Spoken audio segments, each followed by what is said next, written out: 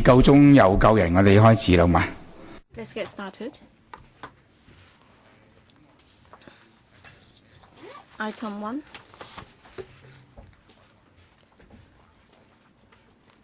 Proposed overseas duty visit and our suggestion. In fact, we have discussed that on 3 occasions, and finally we have decided to go to Scandinavia. But then there are more important voices thinking that we should be visiting other places instead, and therefore I'd like to put this out for discussion. Some suggested that we should be going to Japan and Taiwan because the economic conditions would be a lot closer to ours instead of Scandinavia, because on 2 earlier occasions we were inclined to visiting Scandinavia, and as a result we asked the Secretariat to prepare the quotations and also the background and so on. Mr. Wong Yuk-man, well, last time when we discussed the duty visit, I was not here. So I'd like to know how come there was this suggestion that we should be visiting Sweden and also Finland.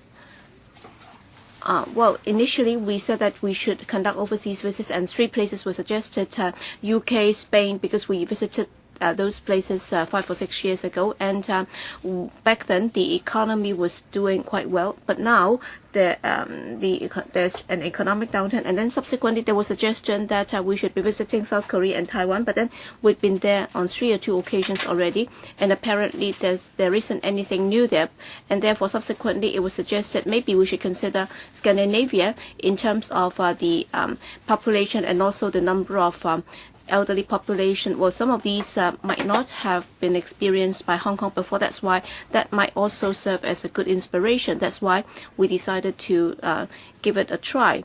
Well, my personal view is, well, given that this subcommittee is working on poverty, and our counterparts would be the Commission on Poverty, so that's the our counterpart within the administration. But then, given the current wealth gap, we have already got more than 1 million people living in poverty. So what are the relevant policies, and in particular in terms of alleviating poverty, what have they done? All right, in Scandinavia they have high taxes.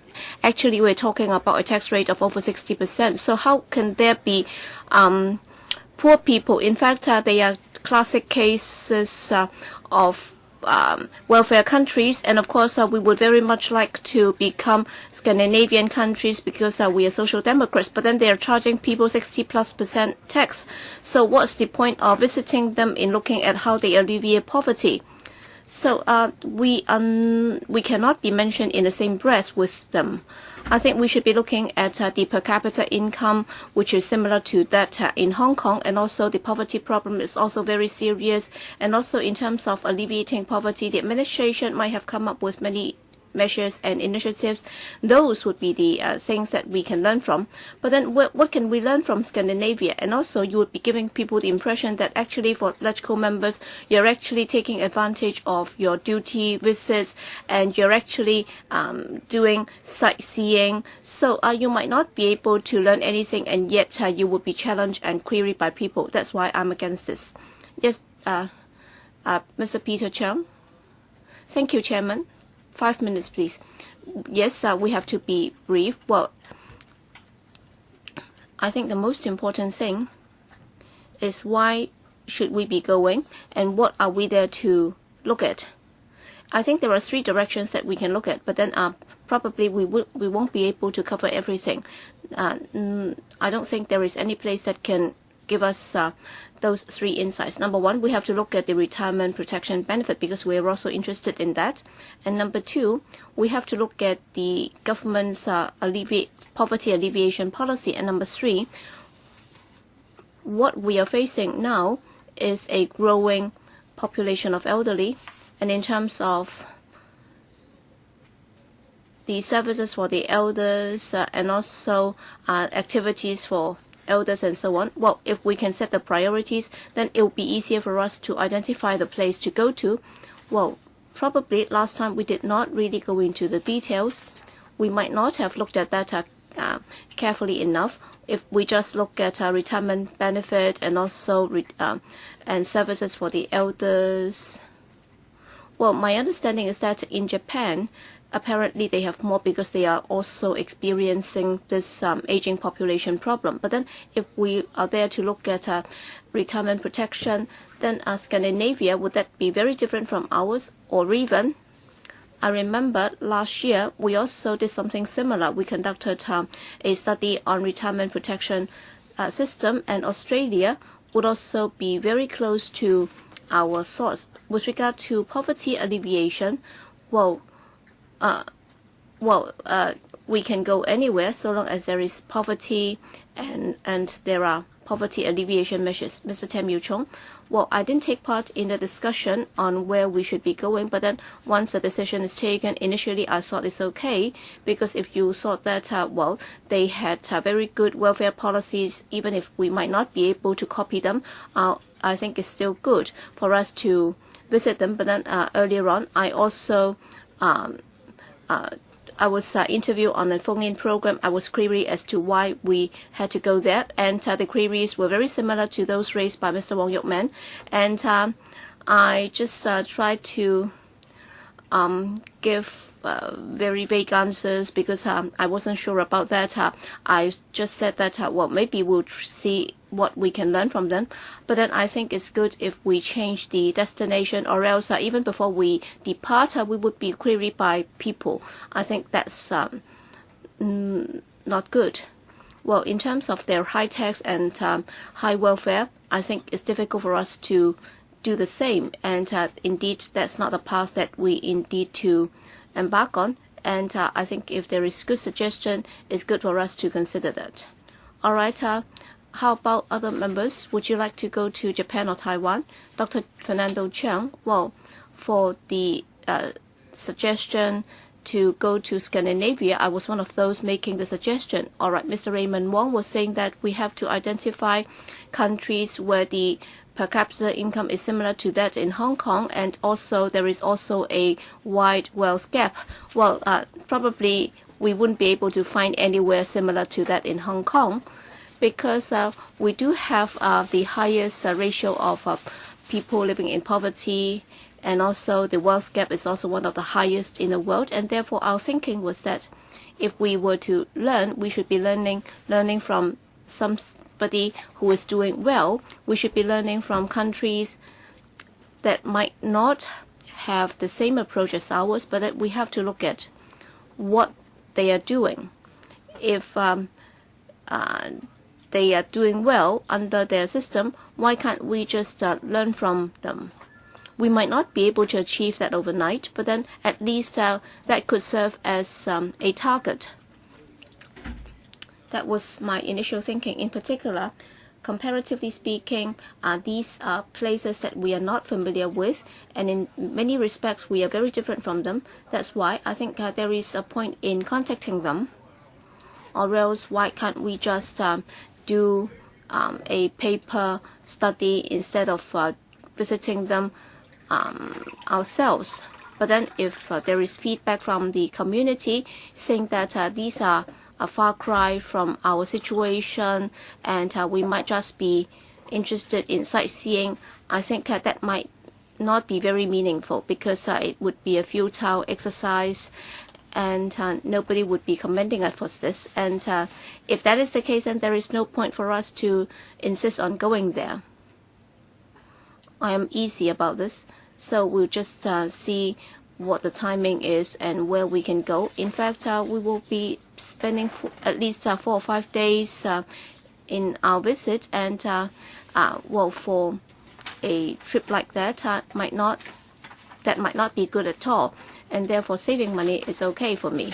Well, as chairman, I'm just here to execute the decision taken by members, and if there are any changes, then of course I'm all ears to your suggestions. And there have been suggestions that we should change the destination, and of course we are a subcommittee on poverty, and therefore we should be focusing on that. Even if we look at retirement protection benefit, we would still be looking at poverty related issues and what is being done in terms of alleviating poverty, and whether or not these might be practicable, I think the Secretariat said that it's okay. So maybe we can ask the Secretariat to come up with a paper on a proposed itinerary for a visit to Taiwan and Japan, and then the approximate cost and so on. And what about the timing?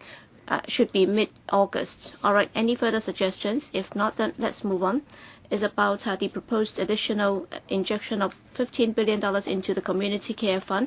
Again, as a reminder, I'd like to remind members that they might need to declare interest if there is any direct or indirect pecuniary interest. So please also tell us the nature of such conflict of interest when you declare it.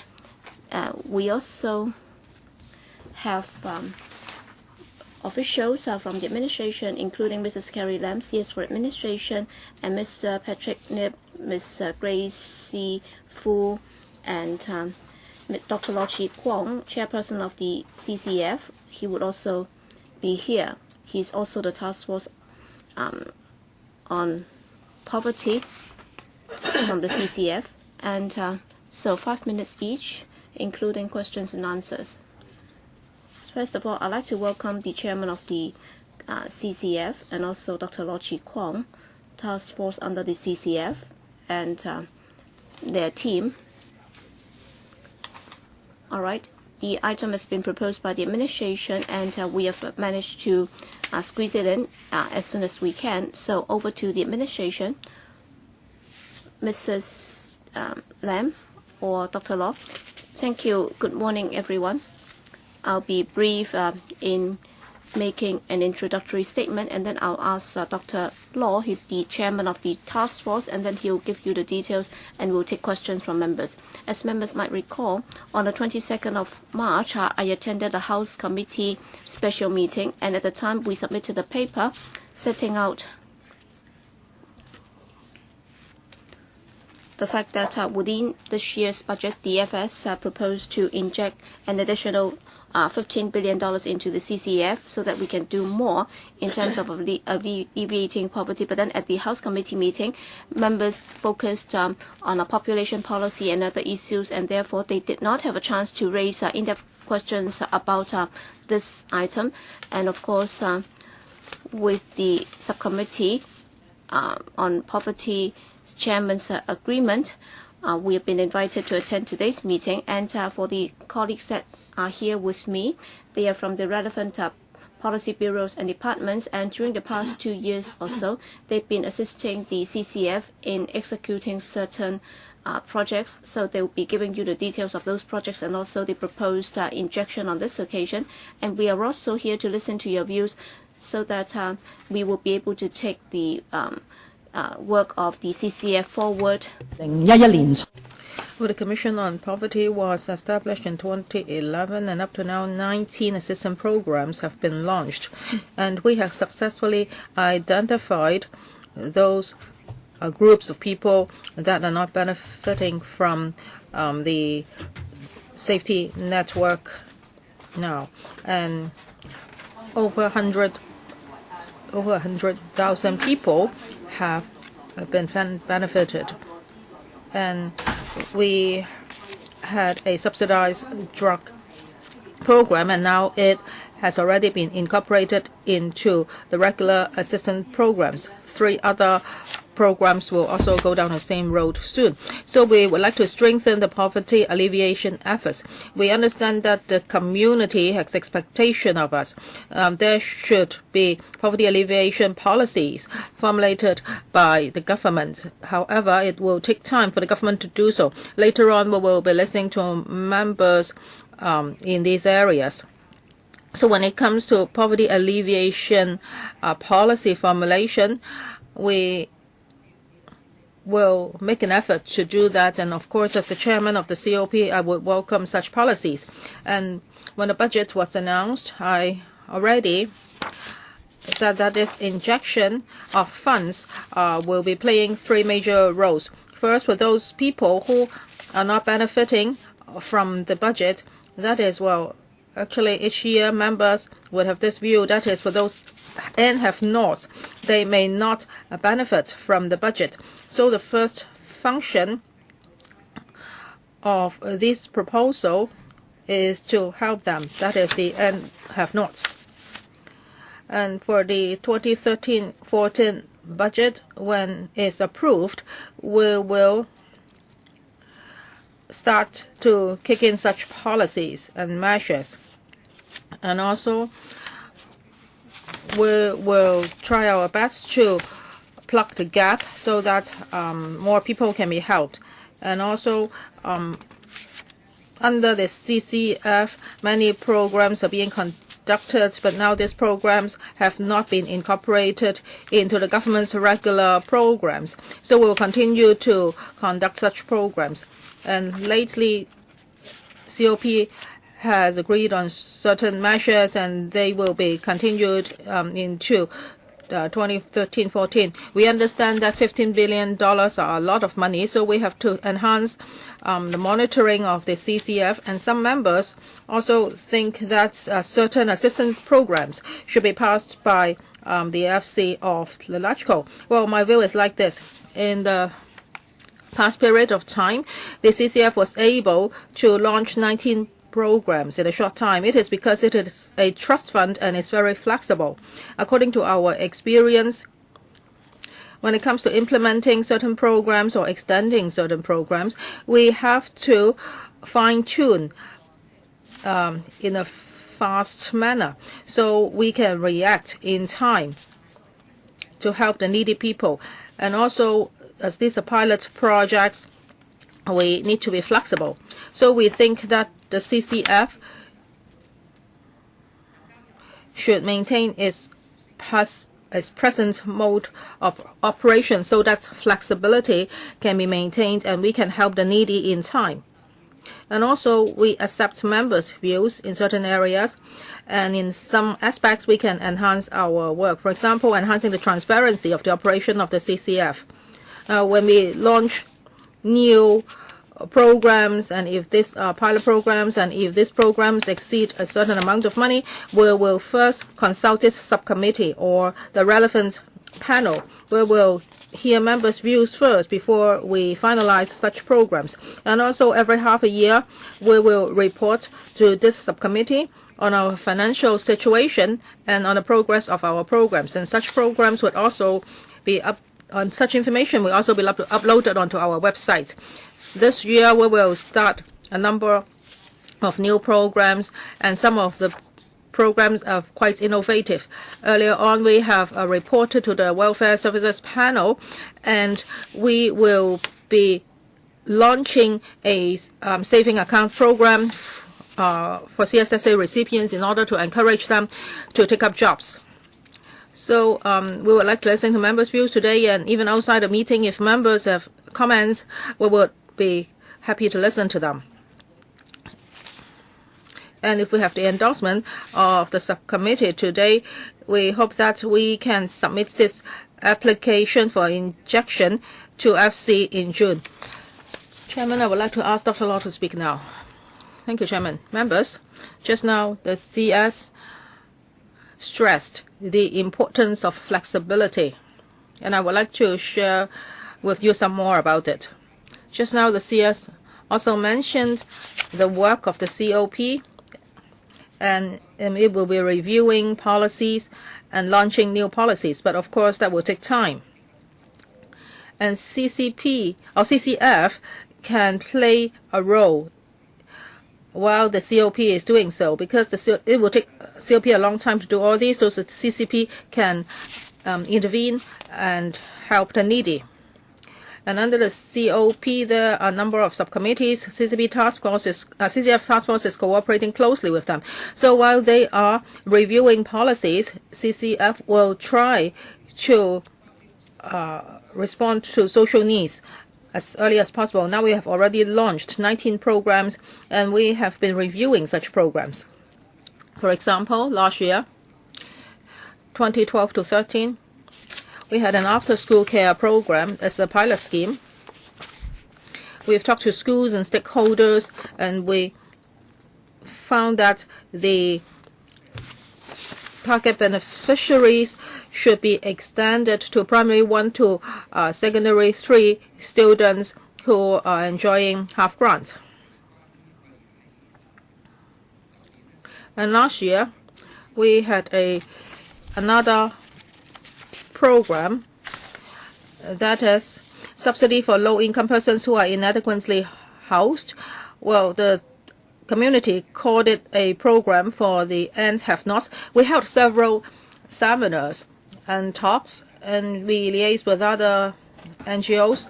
We found that if we get an injection of funds this time, then we can optimize such programs. In particular, when it comes to the definition of the subdivided units, we will make an improvement. Well, some people may not be able to receive assistance from the CCF last time, and now we are going to help more people, and we are talking about 70,000 households and 200,000 people, and $500 million will be spent on that. Now, if in June we can get the approval from the FC, we hope that by the end of this year, this program can be relaunched. So timing is very important. And that's another point that members may consider. Now, when we implement programs, sometimes time is very important. For example, when we implement programs in schools, sometimes we will have to tie in with the school years. Now, if we get extra funding in June, we hope that we can launch the relevant school programs in the coming year, in the coming school term, so we do not have to wait for 2014 to 15. So timing and flexibility are both very important.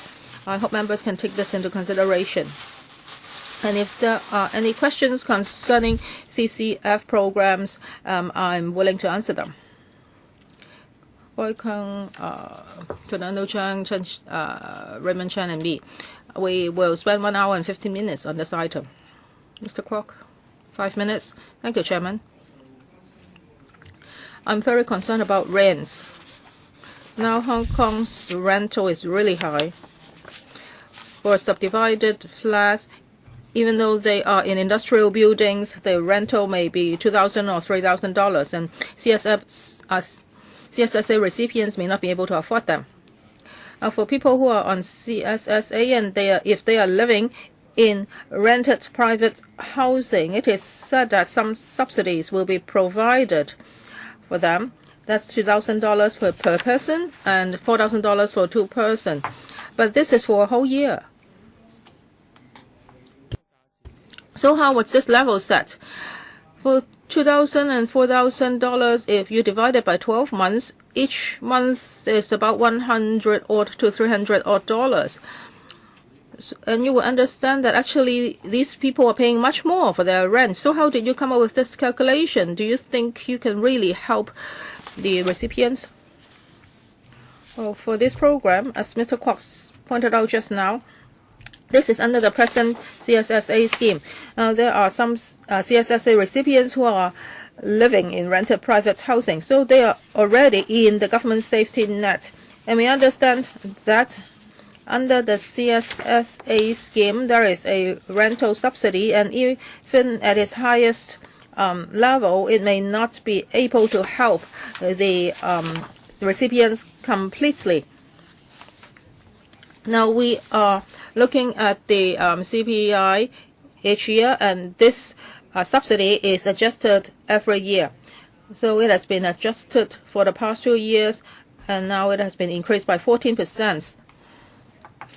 In 2012, it was adjusted upward by 5.7%, and in 2015, another 7.8%.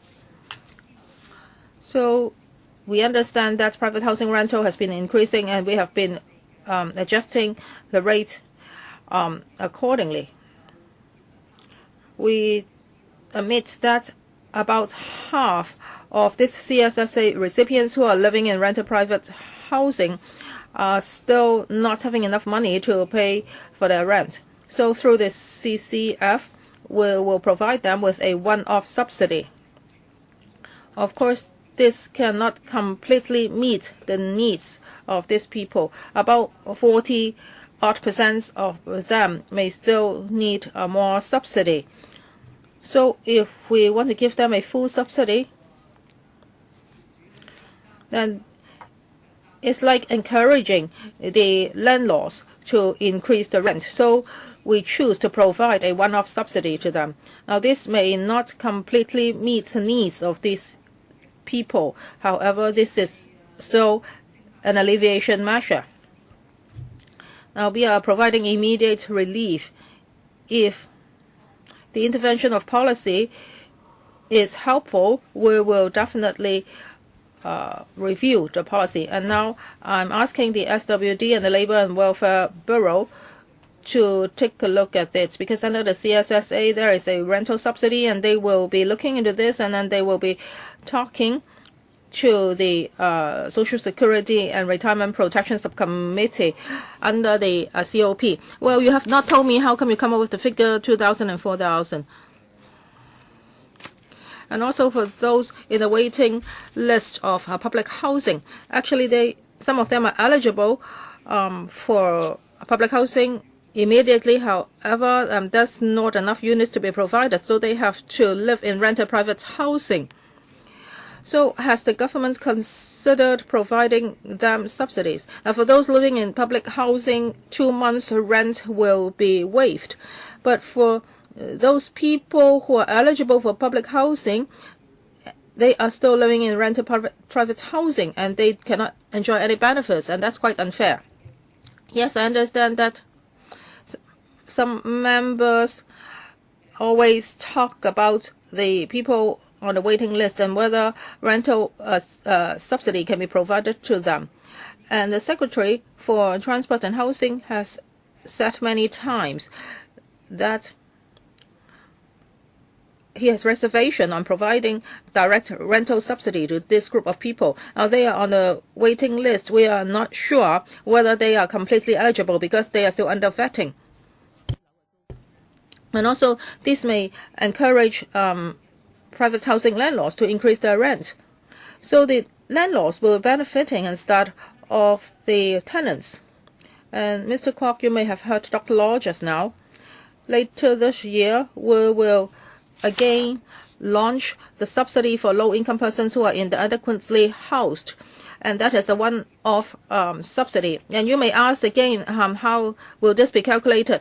Actually, CCF is very flexible. We are not using very scientific methods to do this kind of calculation. Now, if you really want to make scientific calculations, then everybody would have a different level of subsidy. Dr. Fernando Cheung, 15 million is not a small amount. And Dr. Law may have more power than Mr. Matthew Cheung. Because after launching the OALA,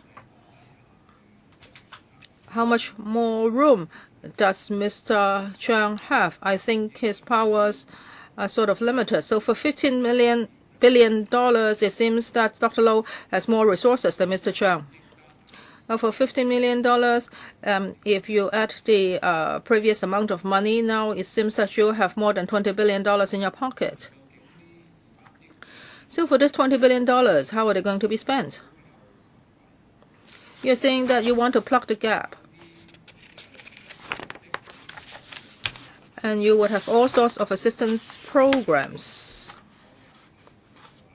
And if you challenge them, they will say that they're very concerned about this. They are concerned about single parents, about the and have-nots, the new arrivals. We are also concerned about the ethnic minority groups and everything else. But then apparently you're just doing things skin deep. So it's just window dressing. It's just done just to meet some of the aspirations. But then in practice, you're not really able to do anything substantial to help them. And in the process, you should be very serious in looking at the needs of the community so that you'll be able to adopt a systematic approach in collecting data so that you'll be able to really find out what's needed. So there should be a proper social assessment. I think for those who are running the government, they should be doing this. But then, as you said, all right, you're also in the Poverty Commission, but then basically many of the documents or the papers and the data are not clear. For example, citing the example that you refer to, that is the program for the have-nots, with regard to the 22,000 families, what are their characteristics, how many of them are new arrivals, how many children are them, where do they live?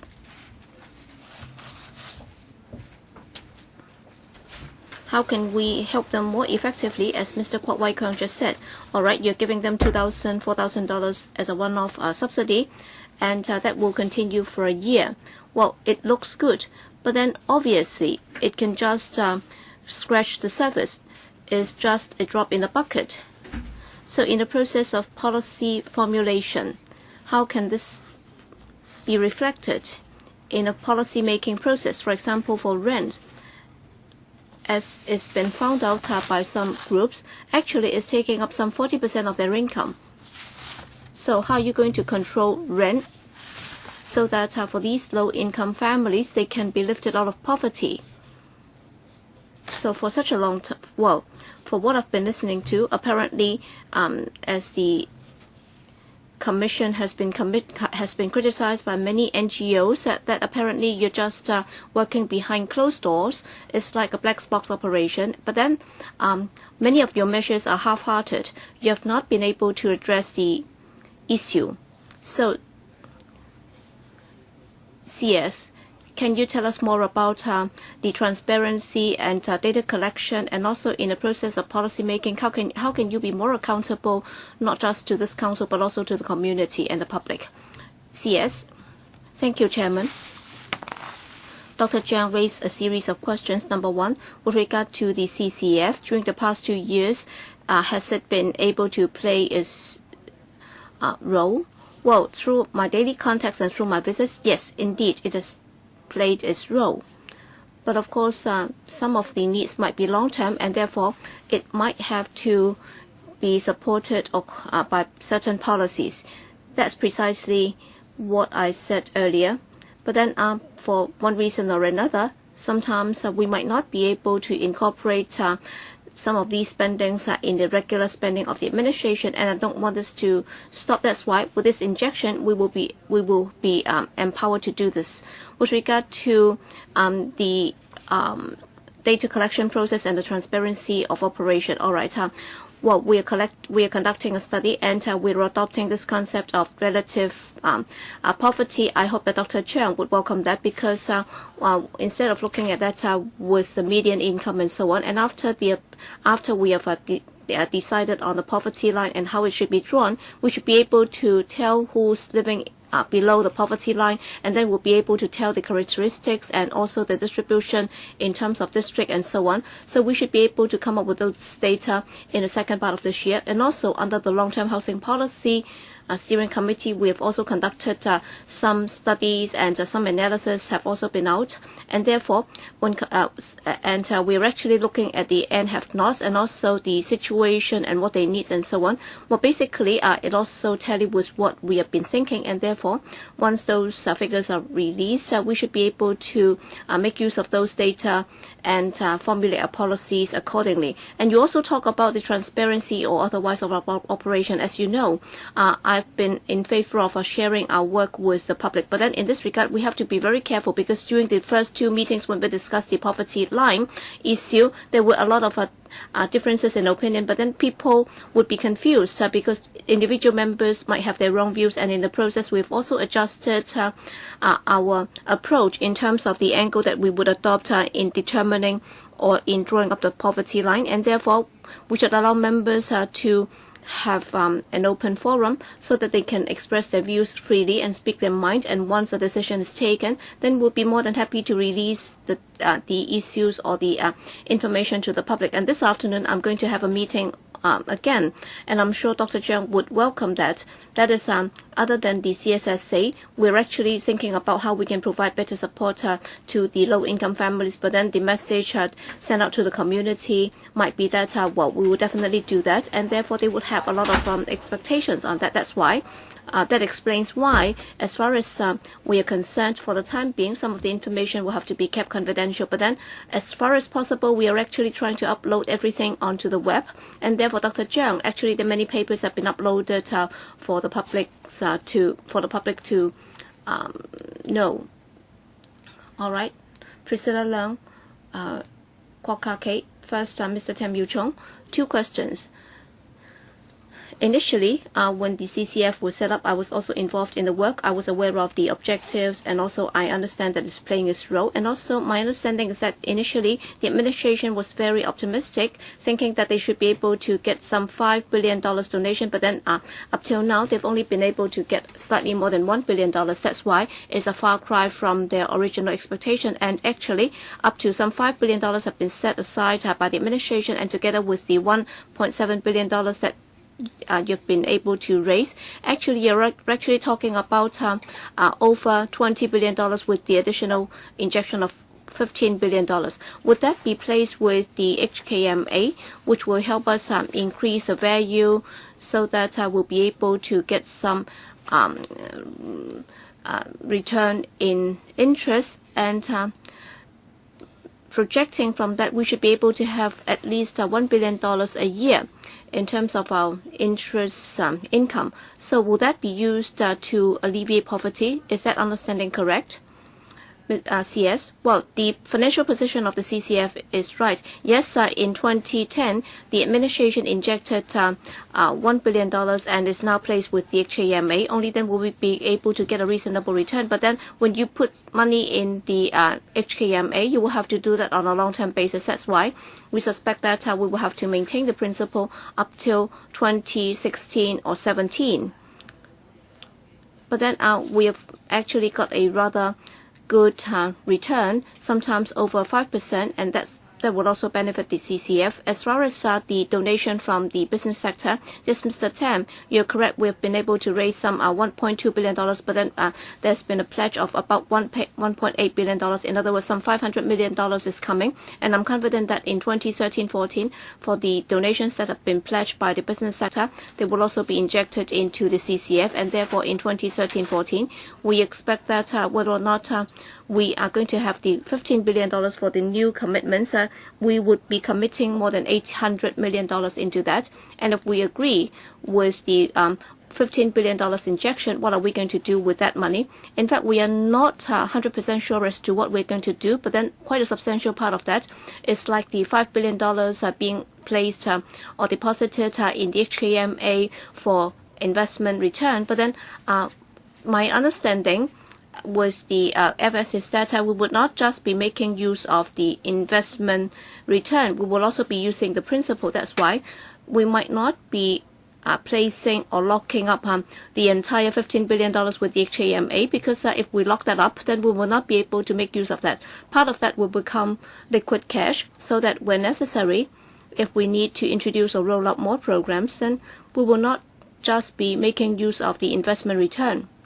Just imagine, under the PRH production program, if we are not able to speed up the pace, and as a result, many people will still have to live in subdivided flats, and every year we might have to relaunch the one-off subsidy for CSSA recipients or people living in rented private housing. Just that will cost us some $500 million, and if we just confine to the $1 billion investment return every year, then we will be constrained as to what we can do, and therefore for the new money of $15 billion, we will have to adopt a two-pronged approach. We will have to have some flexibility so that some of that money can also be spent on helping those living in poverty. So that would be clearer. So you will not be confining yourselves to the interest return from the $20 billion plus. Well, when I was still a member of the CCF, with regard to the program for dental services for the elders, I think the demand is acute.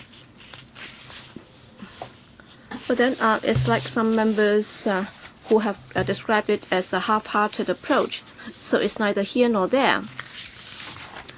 either you're confining that to those who are actually using the integrated home care services, and overall we only have about 10,000 people using that, and you're actually forcing dentists to charge less. All right, they are already not concerned or worried about not having sufficient patronage, and if you're actually asking them to offer concessionary fare, then they might not be bothered. So I think the CCF should not be thinking along those lines. Is it a bit too conservative in its thinking? Why don't you just offer the subsidy to the elders, and then they'll identify the services themselves, or they might also have to top it up, or else even after they have passed away, they might not be able to use the services. Yes, I think Mr. Tam described the CCF as being too conservative. I think the CCF has been very cautious, and therefore, in particular for the unofficial members or non-official members of the CCF, we should commend them for their hard work, because they've been very careful and conservative, and indeed they've been very cautious in using public money. So very often they would try to target a certain group before extending it to other groups, because once you increase the commitment, the implications could be very far-reaching. With regard to dental services for the elders, I think my views are very close to that of Mr. Tam. In fact, the DAP also suggested that we should expand the program. At present, it's only confined to users of certain whatever services they are, the integrated home care services or the enhanced home and community care services. You will have to pass that threshold before you would be eligible for this. And therefore, in para 17(1), we are saying that we are actually looking at our current experience, and we'll be adjusting that so that for the target beneficiaries of the elderly dental assistance program, we'll be looking into that. So we are all ears to member suggestions as to how we can relax the criteria or the eligibility criteria. Should we be looking at the different age groups, and also in terms of the supply of dentists, would that become a bottleneck? All these will be considered. But then I think the direction is, rest assured, we will be relaxing that so that more elders will be able to benefit from this, so that their quality of life can be improved. Thank you. I have two questions. Yes, Mr. Raymond Chan. Yes, number one, I'm concerned about the financial position, because initially when it was first set up, it was supposed to be a joint effort by the administration and the business sector, and of course the response from the business sector has not been as good as initially expected, and that's why this time you're only injecting $15 billion without really asking the business sector to chip in. But then you have pledged some $1.8 billion, but then in fact you have only received some $1.2 billion. So people are suspecting that actually they have not actually honored their pledge. But then there's an explanation here. Well, some of the money would be coming in 3 years by phases. So does that mean that for the $1.8 billion, is it that all of that has been pledged in phases? That's why there is a shortfall. But then how much of that might not actually be coming? Second is about the elderly dental assistance program. And we asked the Secretary, Dr. Koh, about this. Well, but he didn't answer us directly. He's talking about prevention and promotional programs. And these are elders. They have to have their teeth fixed. So he failed to give us a figure concerning how to help these elderly people. So this is something that I hope the CS can think about when you go back to your office. That is, for elderly dental service, can public hospitals provide them with such services, etc. And here you say that for this 2-year program, the estimated expenditure is maintained at $100 million. So now you are going to inject $15 billion into these programs, so the elders would not be enjoying more benefits. And then for paragraph 17, you say that you will consider adjusting the existing target beneficiaries of the elderly dental assistance program. So how will this be adjusted? What's the direction? For Mr. Chan's questions first, Well, actually, I mentioned it just now. That is, well, at that time, there was a donation commitment of $1.8 billion, and they told us that the payment will be made by yearly installments over 3 years, and the last year will be 2013 to 14. We will get all of this. So they have undertaken that the payments will be made by yearly installments, right? So we get all those money. Well, there are not many donors. Of course, I will not give you the names. However, I'm sure that by the 3rd year we will get all the donations. But in the record, I would like to clarify this point. At that time, we didn't say that it would be a matching fund. And Secretary Zhang Lexing at that time didn't say it was a matching fund. But we hope that the business sector could make donations. Well, under the COP now, there are some task forces, and actually the business sector have been very active in this area. We will have a portal in the future, and for these programs that are assisted by the business sector, the programs will be uploaded onto this portal. Now, financial donations is one of the ways to help, but some companies have helped us other than donating money. And also for elderly dental assistance programs, actually I'm very concerned because for the elders, if they do not have teeth, actually it's quite painful because they cannot really eat well and they may not speak clearly. They may not be able to speak clearly. So now we are trying to find a way to help more elders under the present limitations. What these limitations are, actually they are not financial limitations. Now if we need $500 million or $100 million to help them, actually through this injection, now we have these resources to help the elders. And we may be providing more programs to help them. And there is another thing we have to look at. Well, when the CCF was established and is also written in the trust, we only can help the needy elderly. We cannot help all the elders. So we need a way to identify elders who are in financial difficulties. But our approach tends to be more lenient. We are not going to look at the means of these elders' family. Well, Ms. Priscilla, well, I remember that when the CCF was launched or when it was running, we have been talking about the N-have-nots. These N-have-nots are those people who cannot benefit from the existing safety net. So we have this mechanism to help them. Actually, we welcome this way of alleviation. For the CCF, well, we were told that it's very prudent, and of course I welcome that because we understand that for relief measures, we really have to be prudent. But there are several points that I would like to make. Just now, the CS mentioned the Elderly Dental Assistance Program. And I would like to put forward a suggestion. Actually, not many people would abuse dental service. If you do not have dental problem, you will not go to a dentist. You do not need maintenance, right?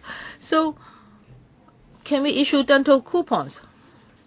Now, why is the utilization rate so low by the elders? Now, you hope that you can benefit 10,000 people, but actually several hundred people benefited because it's inconvenient. Because if you ask the elders to fill out forms, they will find it very inconvenient and they don't know what to do. Well, they may have toothache, but they would find filling out such forms very troublesome. So how can we convenience them? Well, would they abuse the service? Would they just go to the dentist to do to receive a necessary service? And for the unemployed middle class, they are also facing a lot of problems.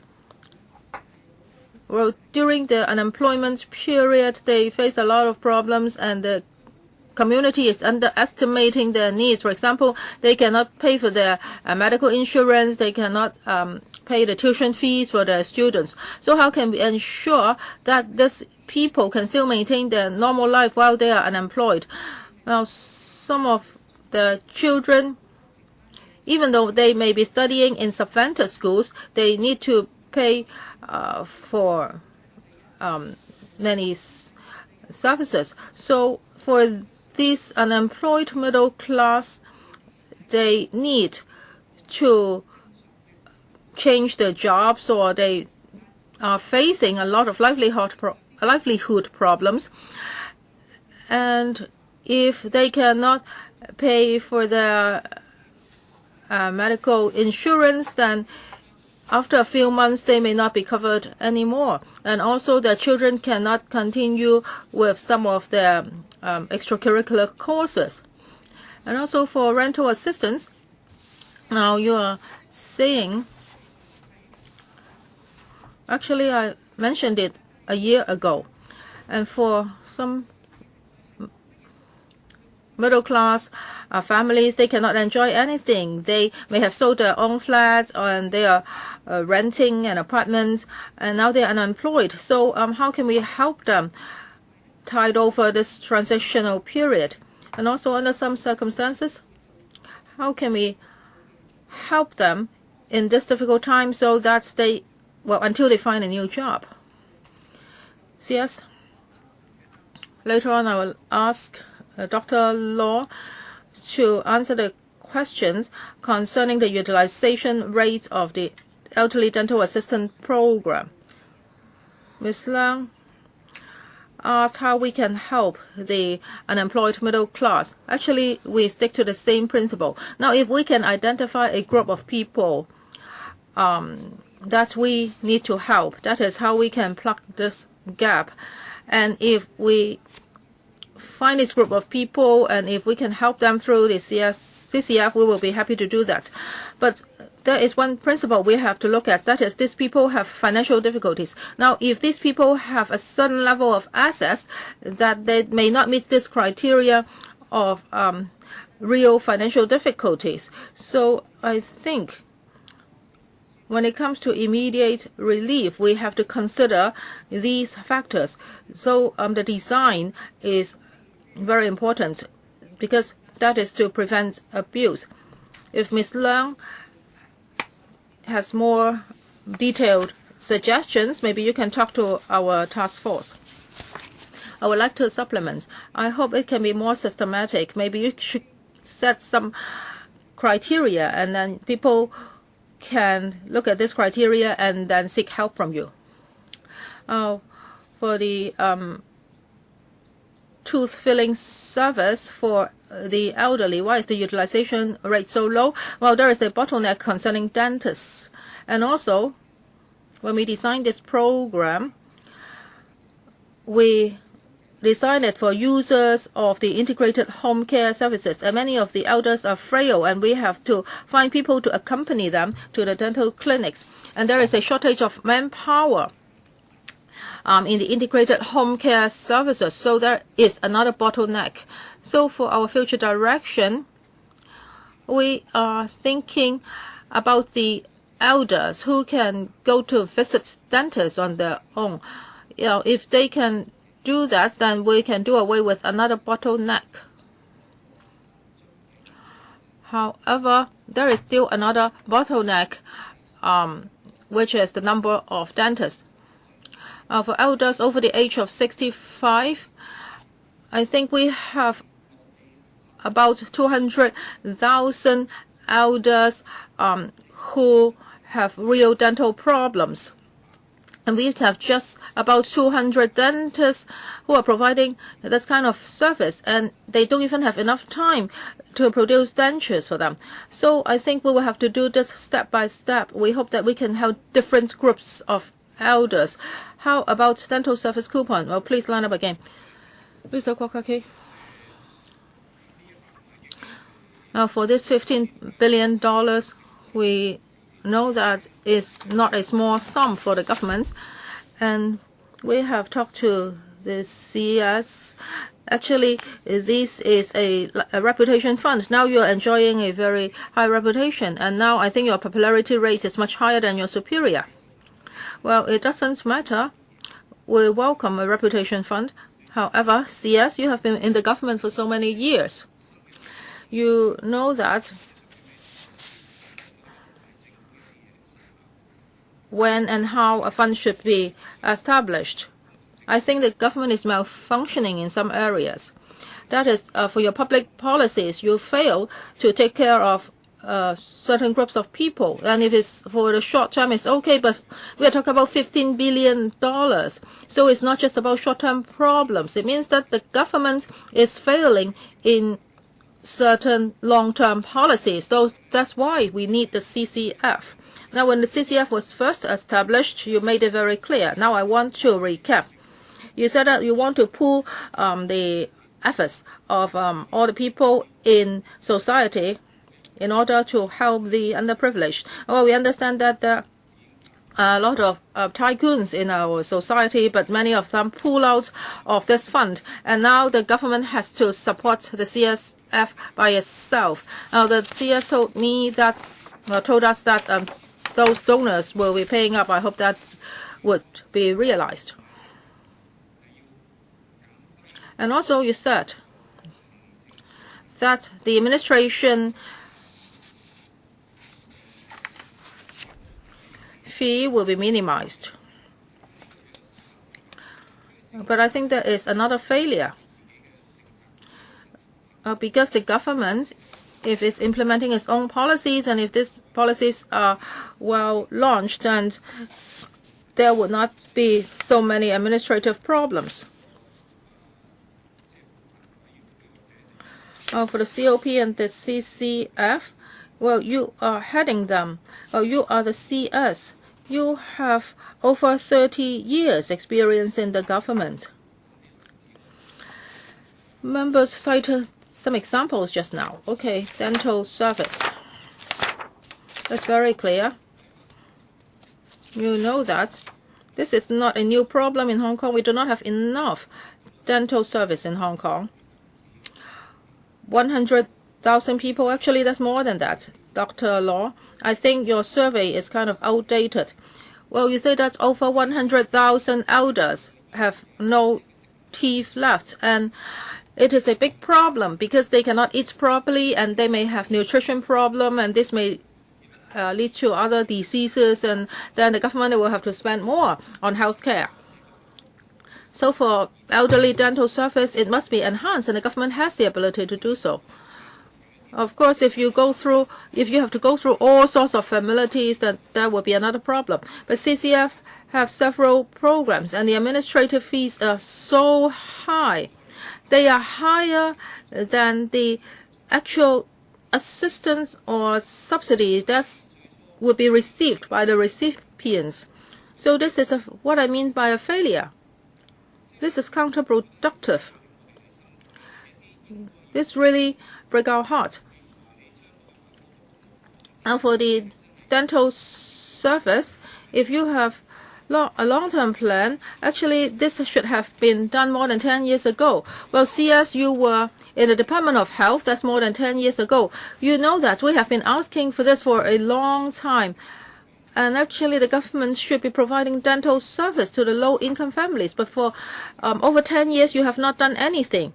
Now you're trying to come up with this program to try to fool us. You just want more people to knock on the door, and you want more people to back you for assistance. Is this what a government should do? CS, Dr. Kwok raised a series of questions and shared his views with me. And we'd like to clarify some points with regard to the establishment of the CCF. Does it mean that our policies are not working? Well, we do not see eye to eye on this. Well, during the past few years, with regard to trust funds or statutory funds being set up by this council, we have the Environmental Conservation Fund and also the Quality Education Fund, and also Dr. Kwok is also very familiar with the Samaritan Fund and so on. And therefore, actually, they are there to complement government's initiatives and in certain circumstances because of the flexibility of these funds and also in approving the use of certain funds, there will be public involvement. I think that would also be able to reflect the needs of the community. I think there is a need for us to do it by way of certain funds. And you also said that for the donations from the business sector, they have been defaulting. No, I don't think that's the case because the donor has made it clear that they would be doing this by installments, and therefore, before the time is due, they would not be paying up. I think it's only right, and I think that's not fair to the donors. And also the administration fee is higher than that received by the recipients. I think that cannot be farther from the truth. And I'll ask Dr. Law to clarify that. Well, I try to understand that on behalf of our members when we calculate the administration fee, all right, on individual projects.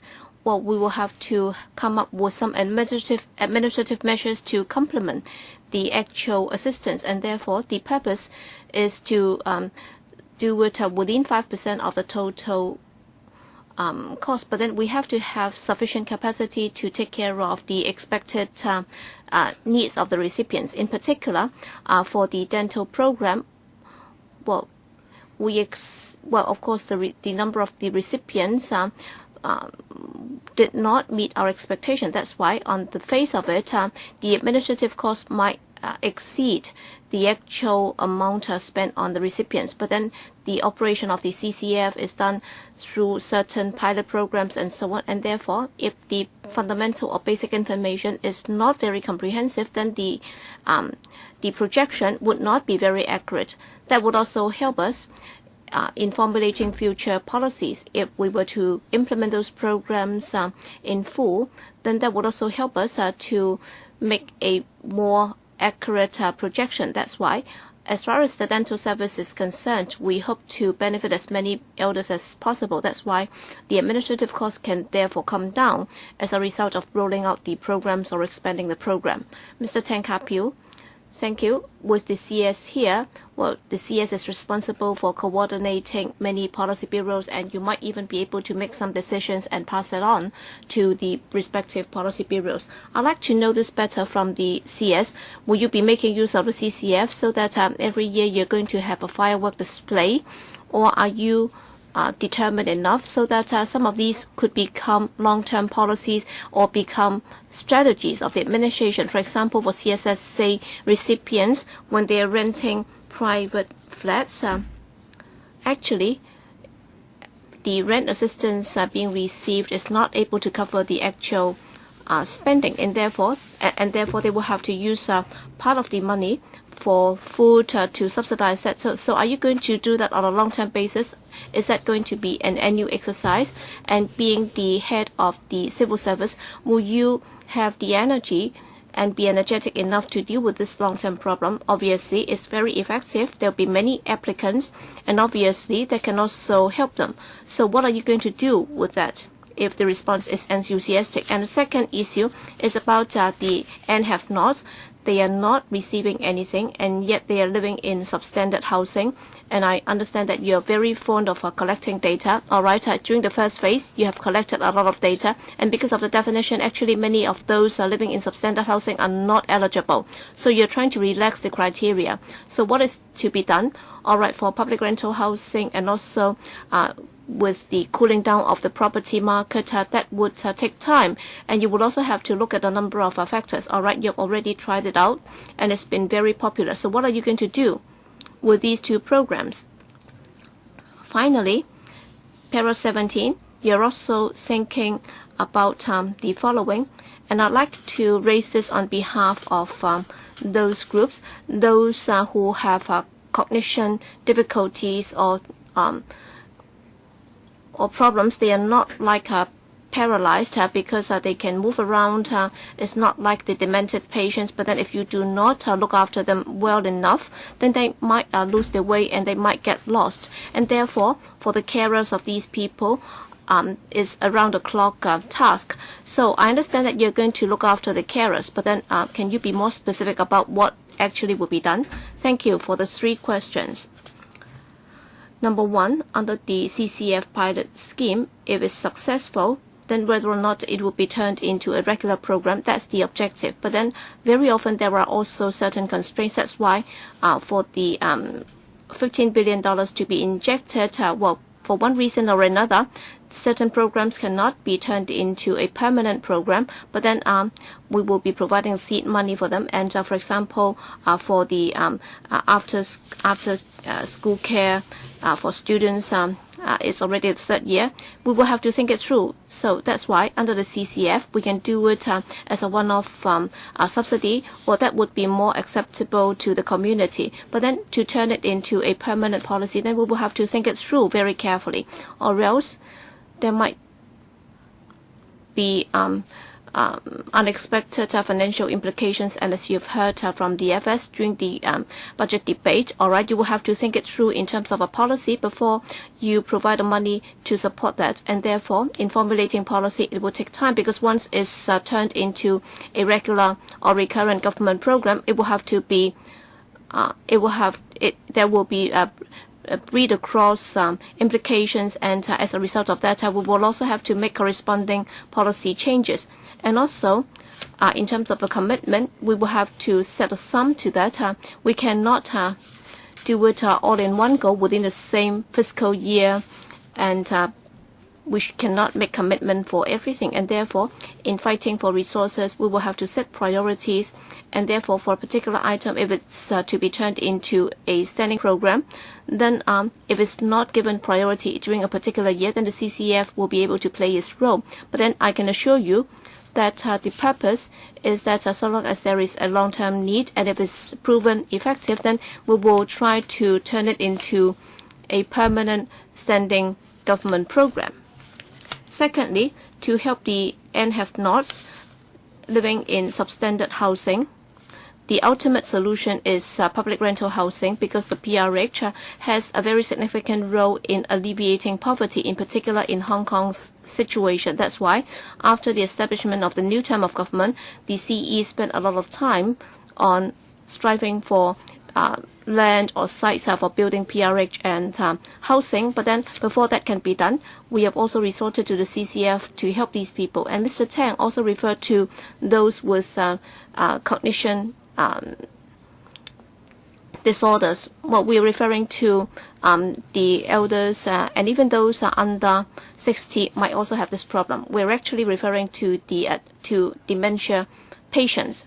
Well, we've been doing that day in, day out. Actually, when we talk to different members of the public, including the media, so long as there is an idea that can work out, I'll be willing to consider it. For example, yesterday, I talked to some disabled persons. All right, there are only a few hundred who have been able to get enrolled into universities. Can there be assistance to them? For example, for the hearing impaired, can they be given an allowance or subsidy so that another student or fellow student can also help them in class to take notes, for example? Well, the purpose of the CCF and the value of the CCF is precisely on that. We will have to identify the group, whether or not it's a big group or a small group. We are more than willing to help. Thank you. We have Ms. Chen Yun Han, Chen Kin Po, Chen Yun Han. Thank you, Chairman. Concerning the CCF, all right, for the proposed additional injection of $15 billion, we support that. And initially, when I said that I would be prepared to pledge my support, because we also have a group of the have-nots. When it comes to relief policies, very often they cannot benefit, and therefore we hope that the CCF can do something about it. So we were told that with the $15 billion there, then we will ask the HKMA to do the investment so that we can make a better return.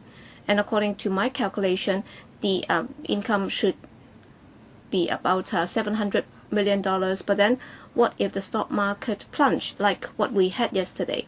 Then what's going to happen? Can we use the principle? That's what we have to ask. And the next question that I have to ask, initially, I found it okay to inject an additional $15 into the CCF because we wanted to help the and have-nots. But then apparently the trend, as I can see it, well, you've already collected a lot of information about many groups of people. Well, I was talking to some colleagues how we could tell them how the black box operate. All right, Dr. Lo Chi Kwong, yes, I've heard you often, and I think you are very open-minded. And every time when you roll out new policies, you would be prepared to explain the details to us. I think that's okay. I can accept that. But then overall speaking, if you look at the CCF, I would have thought that for the $15 billion, I can make that analogy. But then if things turn out to be somewhat different from what I had expected, then I would have some difficulty.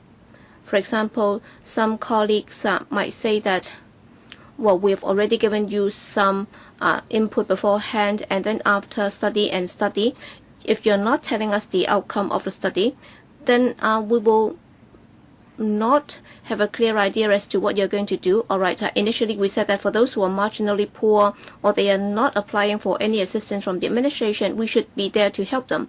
But then initially we thought that there would be many such programs, but then in the end there might not be anything at all. So there is no transparency, and you are not prepared to listen to the aspirations of the community. There should be a two-way process. There should be more interaction so that you would be taking on their views, and you should also provide your response. How come this is the impression that many have got? Because we would very much like to look at the and have-nots in Hong Kong, and we would like to help them. So that's what I would like to raise, and I hope that the administration can also respond to this point in a moment. And there are many pressing needs, and just now the CS said that, all right, you will ask the LTHS steering committee to look into it, so that, well, for people who are not living in PRH, they are already on the waiting list for a long time, and they're living in subdivided flats. And every time when I go to the district, people would confront me with this question: how come I'm not included? How come I'm excluded? For people living in private housing, they are not getting any power tariff subsidy, and they are not getting anything at all. So these are the and have-nots. And for the disabled, you're helping those disabled students. But then for people who are living in appalling conditions, they are not assisted at all. They are not benefiting from any of the relief measures offered in the budget. So what is going to happen? Well, as I've said at the special FC meeting, I said that there are many people who are living in poverty, and according to your study, there are some 20,000 people living in such conditions. So my question is that the problems have been there for such a long time. So even with the response from Dr. Lo Chi Kwong that was reassuring, still these are people that we have to help. So two questions. Thank you, Ms. Chen.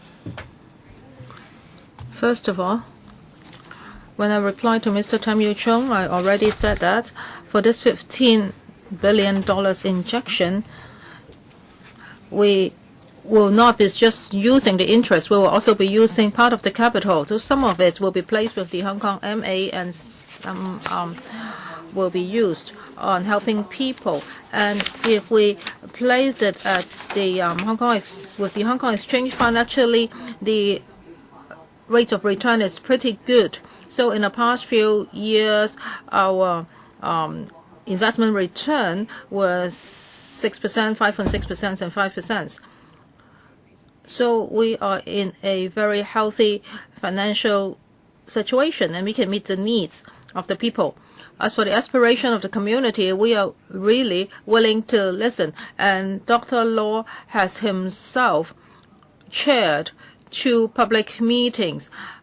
He has invited NGOs and members of the public to tell him what they need and what gaps have to be plugged. And also, people can write on our website, and we always talk to people. We will look at all these suggestions and see if we can identify any needs. Now, for example, for those who are severely handicapped and for those who have to rely on breathing devices, they have come to see me, and previously they just had a subsidy of $2,000, and they said that's far from enough because they have to rely on their breathing equipment. So for program 18, it was to target this group of people. So we will continue to listen to the aspirations of the community, and then we will come up with more relevant assistance programs. As for the have-nots, well, we can help them in two areas. First, the government safety net. But I respect those families who have low income, but they choose to rely on themselves. So we are trying to produce more public housing so that these people can be housed as soon as possible. And Ms. Chen Yuan also mentioned this. Other than the CSSA, can we have another type of social welfare assistance? And the COP is starting to explore this. But this has to be done very carefully because it will have a huge financial implication. Mr. Chen Kin-po. Thank you, Chairman. First of all, of course, I support the injection of $15 billion. And the paper has given us details concerning the objectives, and they meet the needs of Hong Kong people. And now you are saying that you will set up savings accounts for CSSA recipients, and so as to encourage them to take up jobs. This is actually very good because you can encourage them to give play to their ability, and then they can make more earnings. In the past, the system of disregarded earnings really deter these people because the present system cannot encourage them to work. But I think this new initiative can encourage them to be more self-reliant. So for the CCF,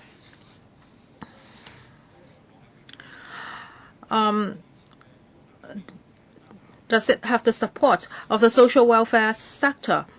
There are a lot of people working in the social welfare sector in Hong Kong. If they are willing to give you advice and if they are willing to support you, then I'm sure that would be very helpful to the running of the CCF.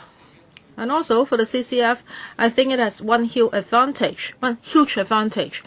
That is, you can set up a data bank for the have-nots. For example, for those low-income persons who are inadequately housed, you are saying that there may be 70,000 households like this involving 200,000 people. So how can you have a welfare policy to help them? Now that you have identified this group, CSF is just for the short run. So how can you have long-term policy to help this group of people? Maybe I can answer the second question first, and then I'll ask Dr. Law or the Director of Social Welfare to tell you the relationship between the CCF and the social welfare sector. As for the data bank of have-nots, now for this first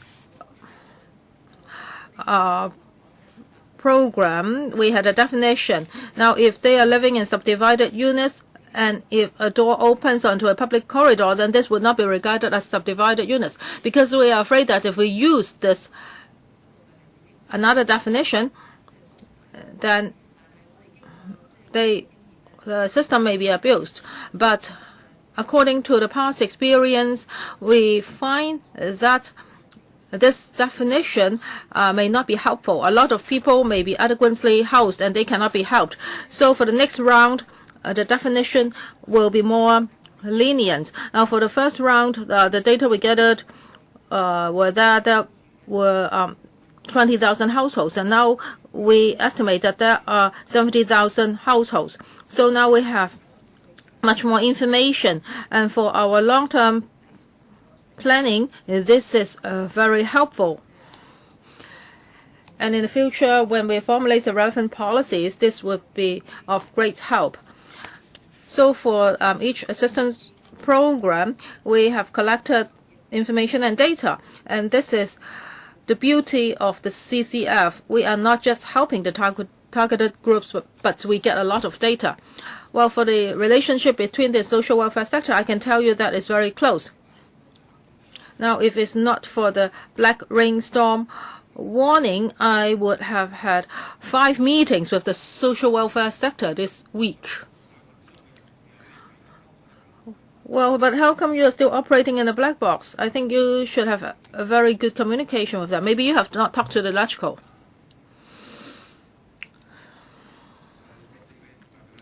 I think those 4 people do not represent the LegCo.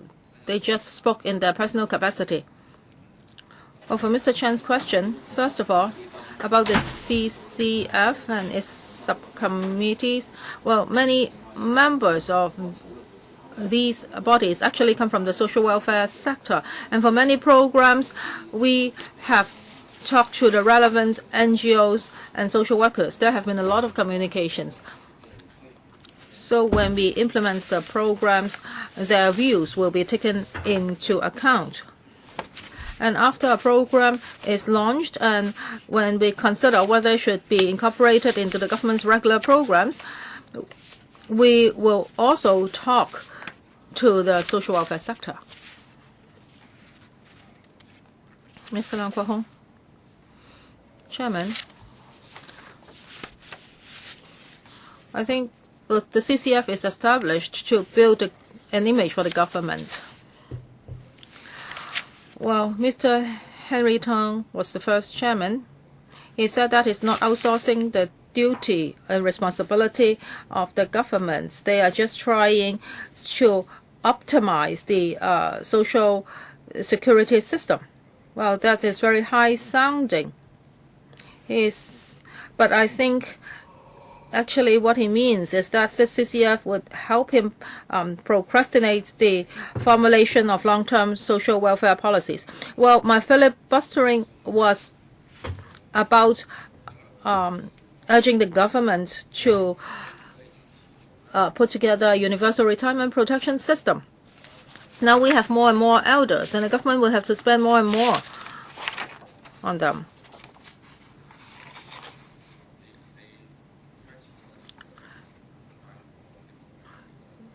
If you just stick to the old ruts, then you will have to spend more than $10 billion down the road. Well, in the budget, we didn't get the universal retirement protection. But how about having a universal dental service? Because the elderly is really suffering now. And Dr. Law said it is very important. Oh, well, this is very difficult.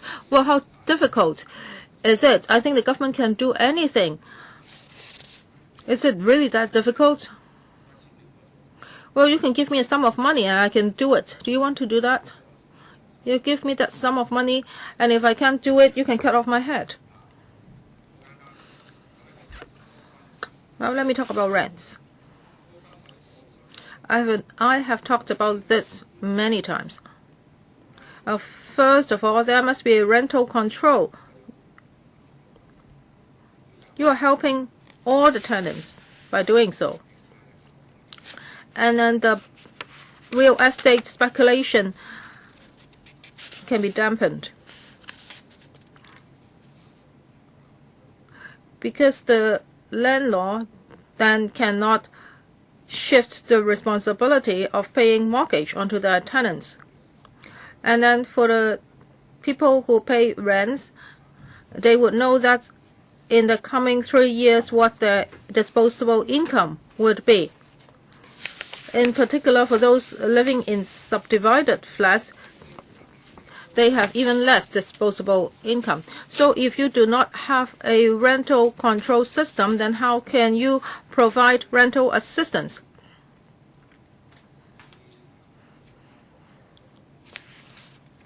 If you provide subsidy to the subdivided unit tenants, then actually you are benefiting the landlords. And this does not cost CY Leung's time or money or resources. He can just say that after half a year, a rental control system will be implemented. And if you do this, then you can start subsidizing people for their rentals. This is very simple. Do we need a CCF to do this? No. We don't need $15 billion. We do not need a matching fund. And now the Gini coefficient of Hong Kong is record high.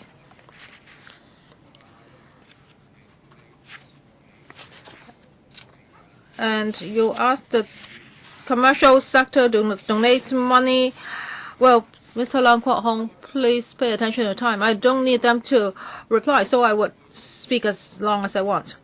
So when will you implement a rental control system so that you can help the poor by improving their living condition? You should make use of the market's flexibility because the government cannot provide enough housing. So you're not doing that. So why do we have a meeting here? Well, you should appoint me to sit on the COP. I have a lot of solutions. Well, you should leave them some time to answer. Well, it's a waste of time. Well, actually, earlier on, I already said this. Well, I've been listening to Mr. Leung for 5 minutes. I agree to one of his remarks. If there is no rental control system, then it's very difficult to launch rental subsidy. And that's why I told you just now that by subsidizing the tenants, I'm afraid that this will only benefit the landlords. Now, this end have not person. He has $8,000 subsidy, and the landlord knew, and then he increased his rental by $900. So if we use a reimbursement system, I don't think we can help the underprivileged that much. Now, we do not have enough supply of small units in the urban areas. If we implement a rental control system, maybe it's counterproductive because the landlords may not be willing to rent out their flats to low-income families. We are trying our best to build more public housing, but we may not be able to meet the needs of the prospective tenants at the moment. So we still need the CCF to help these people, so reliefs can be provided to them. Chairman, when the CCF was established, it was an alien. Now I think it's becoming stranger. Now it's not a government department, but it can use a lot of public money, and our monitoring power is shrinking. So I would like to ask the CS, what exactly does she want? Chairman, we all remember that when the CCF was first established, the former term government said that it will put forward a sum of money, and the business sector would also be contributing, and together they will try to solve the wealth. They will try to address the issue of wealth gap. And now the the business sector is not paying up. So how does the CS view this alien? Are they going to ask the business sector to donate money again? If so, how much each year? And Chairman, secondly, I would like to know about this.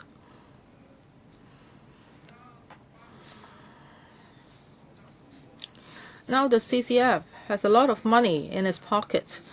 Now, do we have a monitoring mechanism to monitor it? Lately, I have not checked Annex 1 of the ICAC ordinance. So is the CCF covered by Schedule 1 of the ICAC ordinance? The CCF is now cooperating with a lot of community organizations, or is making use of this organization's services. We have heard a lot of corruption scandals lately. I think this may be a potential crisis. So can the CS tell us whether CCF is under Schedule 1? Certainly, how is this council going to monitor it? Because it's not just about allocating the money to you. So can there be a mechanism whereby you can come regularly to this council or to this subcommittee to report to us on the progress of the CCF so that we can be given more operational details of how it works? Or else, how can we be accountable to our voters? So I hope that you can give answers to these questions. CS, number one, I do not accept the remark by Mr. Tong that the CCF is actually a freak. In fact, in many areas, as you can see, sometimes other than government policies, if we can do it by way of a trust fund, which can have some flexibility to meet community aspirations, and also it will also be able to respond very expeditiously to community wishes so that the fund can be released more promptly.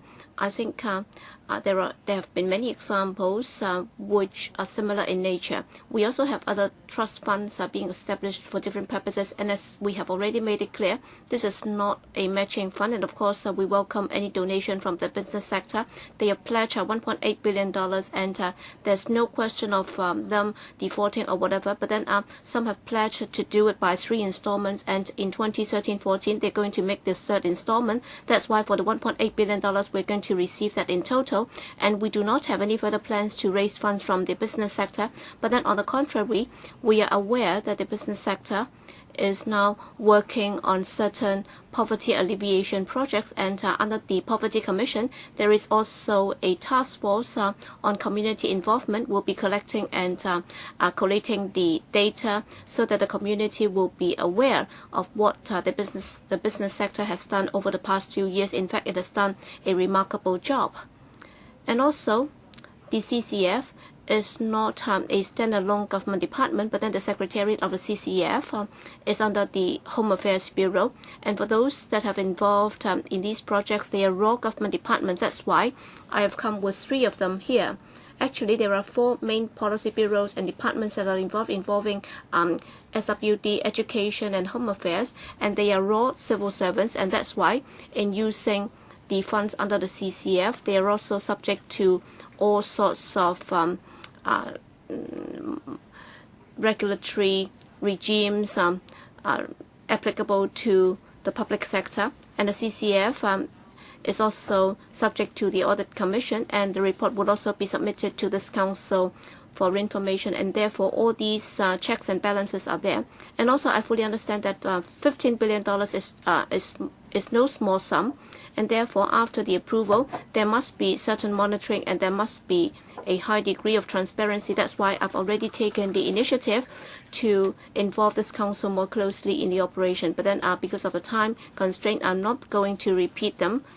In para 23 of the paper and also in my opening remarks, Mr. Tong, you can find that out.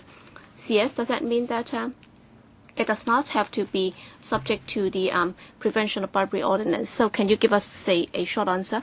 Well, I'll have to seek advice from the DFJ, but then what I can say to Mr. Tong is that in dealing with such funds, there are different departments and public officers involved, and they're raw public officers, and therefore the POBO, and also under the common law, whatever is applicable to monitoring the conduct of public officers, they will all apply to the CCF. Mr. Leung Yiu-chung, Chairman, in response to Mr. Leung's remarks about rent control, the CS agree that without rent control, the rent assistance program will not be very effective. In fact, whether or not the CCF is going to offer rent assistance, well, for the CSSA recipients who are not living in public housing, they are already receiving rent assistance. To me, I'm in a dilemma because if I support it, actually, the biggest beneficiary will be the landlords. But then without it, the tenants will suffer because they are not able to afford the high rents. So I have been put in a dilemma. But then as the CS said, we are fully aware of the problem because the current situation is that the demand outstrips supply. But then CS, indeed, can you tell us that since the introduction of PRH, it's been 60 years now, so has there been a situation whereby supply would outstrip demand. So how can we see the effect that you described just now? Does that mean that we will have to wait till there is a day when supply outstrips demand before we introduce rent control? In fact, in the past, when we used to have rent control, we also had a situation whereby the demand still outstripped supply, but then there is no room for discussion whatsoever, according to the administration, because if you say that rent assistance is not the solution to this, why don't you just open it up so that the community can have more discussion on whether or not we should do it? And if the discussion turns out to be that it's not effective at all and therefore we should not do it, then I think I'll be prepared to accept it instead of having you saying that unilaterally. In fact, for the CCF, if you look at the future development, there are several items being proposed, but then out of them, very rarely would attention be paid to this. It's about the carers of the chronically ill. I think their plight should be looked into, because the carers are having a very difficult time, because it's almost like a round-the-clock task and there is no rest at all throughout the year. And sometimes they also have a lot of stress, both mentally and physically.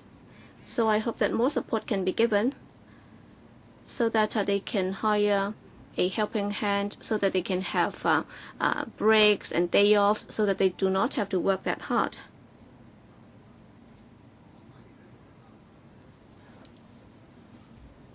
I'm also concerned about dental services for the elders, because if you think that is difficult, then why don't you set it out and tell us what the difficulties are, instead of just telling us that it's very difficult?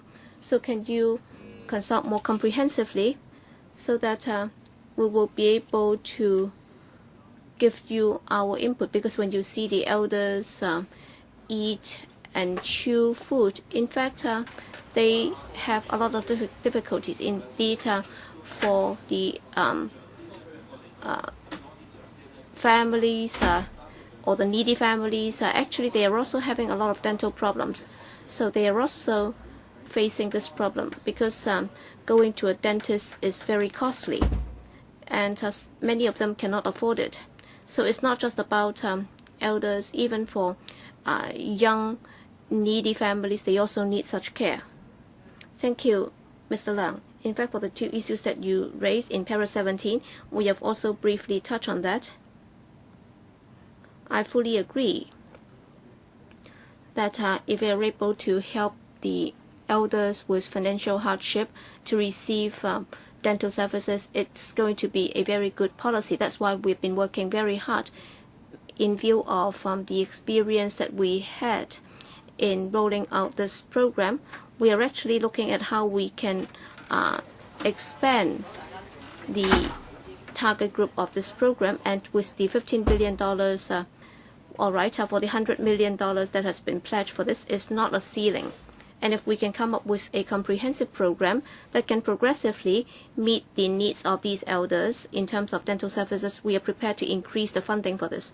In fact, as Mr. Leung said, it's about the operational details, because as Dr. Law said, there are certain bottlenecks, and mainly is the supply of dentists. If we do not have enough dentists, but then if the target group is too broad, then there will be confusion. That's why we have to think more carefully about this, so that before we relax the program to help the needy elders, we have to make sure that there is enough supply of dentists. And also, there is also a very innovative program that is a subsidy for the carers. And of course, that might not go far enough in meeting the demand by Mr. Leung, because we also have to come up with a proper definition of carers. What if they are caring for adult disabled persons, and even for those taking care of children, would they be eligible? But then if the definition is too broadly defined, it's not a cautious or a prudent approach. But then tentatively, we think that we should offer some assistance to carers of elders, for example, for those who stay home to take care of their elders in a family, then instead of asking the elders to the formal welfare agencies to get home care services or getting residential care services, if they are able to stay home and being cared for by the family members, that would be more in line with a policy intention. So that would be the line that we will be thinking along. I'm not against the program for the carers, but then for non-elders carers and also for non-elders dental problems, these are the issues that I hope that you will pay attention to too. All right. So now my own questions. I'll be focusing on para 23 and 24. As chairman of the subcommittee, I think 23 and 24 have more to do with our subcommittee's work. So I'd like to have an answer from the CS on behalf of the Poverty Commission. All right, you said that once every half year or once every 6 months, the CCF will be reporting to the subcommittee on the progress of work of the CCF. And you also talk about a number of pilot programs, and you would be consulting us, or you'll be consulting the WS panel before you roll them out. So I'd like to ask a few questions in this regard. Well, for such consultation, all right, the CCF has been up and running for 2 years now, and during the past 2 years, if you look at the work of the CCF and also the review reports of the CCF, well, can you give us a copy of those so that we'll be able to see what the CCF has been doing during the past 2 years, what has been done, and what next in terms of improvement of those programs. And also many members are concerned about this. Well, initially when the CCF was first set up, I was asking, all right, if this fund needs help or if people need help for 3 consecutive years, then they should be turned into regular programs. And of course, the CS said that there might be some difficulties in turning them into regular programs. But then would the CS agree that in principle 3 years should be a deadline? And in principle, if a program has been run for 3 years and if there is a need to continue, then they should be turned into regular programs. And if you're not able to do so, you will have to give us justifications. And also you said that you will be giving us an account once every 6 months on the operation of the CCF. So when does that start to count? From today or what? So should it be So is it right that in September or October this year, we'll be receiving a progress report and then we'll set aside an item for discussing the progress report by the CCF? All right, the last one first. With regard to the regular biannual report, well, when does it count? All right, it doesn't really matter. For example, today we have also given you a lot of details as to the progress of the 19 programs that have been implemented. But then, of course, if you look at the governance procedures, then of course the best thing to do is upon the approval by the FS. All right, we expect that by the end of June, we'll be doing this. So can we start from 1st of July so that we will be doing the 6 monthly reports starting from the 1st of July. But then if you think that we should count from today onwards, I have no problem. I have no problems at all. We are more than willing to share the information with you. But then would that include an assessment on individual projects? We don't mind, so long as you don't mind having many papers and documents. And also, after a program has been up and running for 3 years, if it's still needed, then it should be turned into a regular program. Theoretically, I would agree. But then if it's a rigid requirement, then I'll be put in a very difficult position. So I'll be promising or pledging a financial discipline. For example, how many more new initiatives can we pledge, and also what's the priority?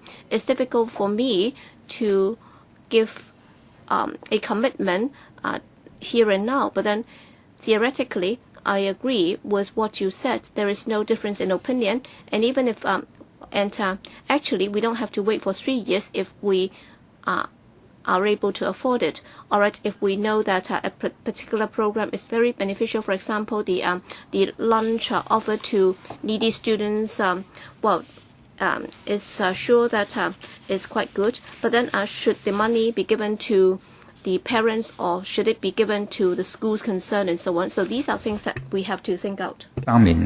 I'm not saying that after 3 years you have to turn it into a regular program in a 4th year. But if you cannot do it, maybe you should explain to us.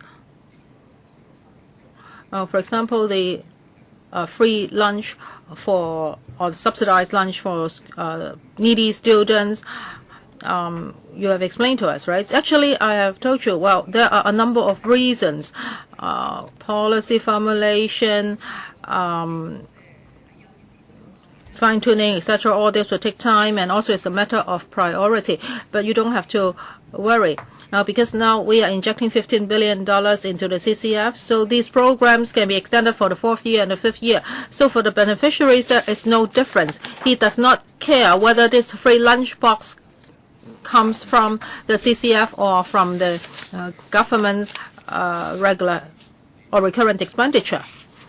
Now, I want you to explain to us why in the 4th year, that is after 3 years running, a certain popular program cannot be turned into a regular program. Well, this is quite difficult because that's about our financial discipline. Now, each year the budget would provide enough resources for the things we need to do. So I hope Mr. Fong can try to understand this. I cannot tell you exactly the priority of each program. If its priority is not that high, maybe it would get less resources. But in principle, I support what you said. That is, if a program has been operated for a period of time and is proved to be efficient, then we will try our best to incorporate it into our regular program. But this year, we have taken a very important step. That is, if the program cannot become regular because of this injection of funds, so now the program can still be kept. Now, there are still several members who would like to ask questions, and we still have another item on our agenda. So I'll draw a line here. Mr. Yik. First of all, I support the CCF, and I think that the government does not have to ask the business sector to donate money. However, there is a lot of room for the government to cooperate with the business sector. For example, how to enhance the food bank. Just now, we talked about elderly dental service and also cataract treatment, etc. I think this should not be taken up by the CCF. This should be the government's regular programs. I myself am trying to make an appointment with a dentist, and my appointment is in July, so there is a serious shortage of dentists in Hong Kong. But CCF should have its own priorities. First, it should be the N have-nots. That is, these people are not covered by the safety nets. They are the people that that would have the most needs. Now, they do not have to go through the government formalities if there is CCF. And of course, there are some pilot schemes by the CCF, and they are good. I think we should focus on these areas. Just now, you said that $100 million will be spent on dental service, and I think actually that should be under the Welfare Bureau. Well, actually, we are exactly targeting the N have-not. Now, through the first round, we have identified them. And for the second round, we hope that we can relax the definition of those people who are inadequately housed so that we can help more people. Now we have identified 70,000 households. Now, if we do not have this $15 billion injection, it is very difficult for us to keep on subsidizing the N have-nots because we need $5 billion for that, because we have placed $5 billion at the Hong Kong MA, so we may not have enough resources. And we may be financially constrained. Now, I have proposed that elderly carers should receive a subsidy.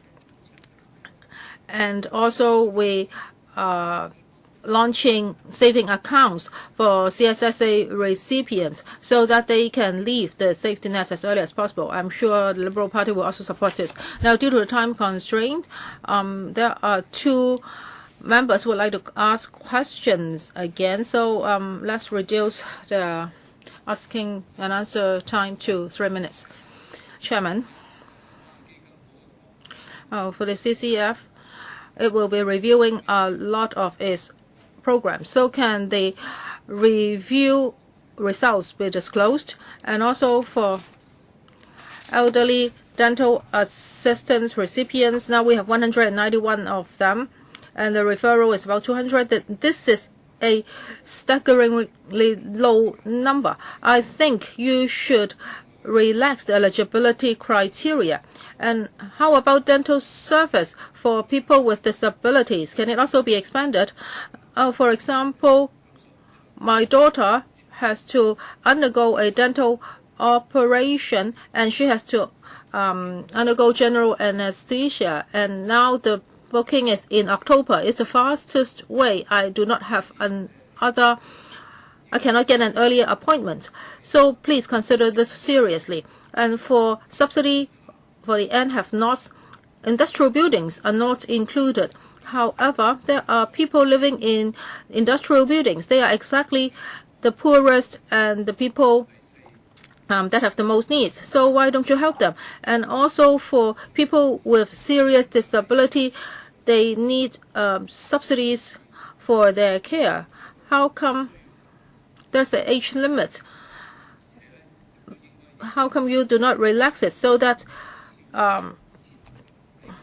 people with disabilities of all ages can be subsidized? For example, for renting breathing equipment, etc. If you are just subsidizing them with $2,500, that's not enough. Well, for the review reports, maybe Dr. Law can answer that questions. As for people with serious disability, for the age of 60, the director will talk about that. For the elderly dental assistance programs, it will be expanded. However, there is a bottleneck, that is the number of dentists. We have to handle that. As for industrial buildings, well, after solving this problem, yes, we will deal with the people with disabilities.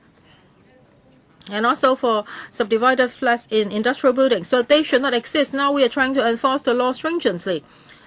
Yes, those are low-income people and those are inadequately housed. But if we subsidize them with CCF, that is against the government's policy. Now we are trying to enforce the law. And CCF can provide them with a removal allowance. Mr. Law can answer the other questions. We are willing to submit review reports to the LegCo, and that means that they can be made public. For the subsidy, well, in the initial stage is for people about the age of 60, and now we are trying to find out if this can be enhanced.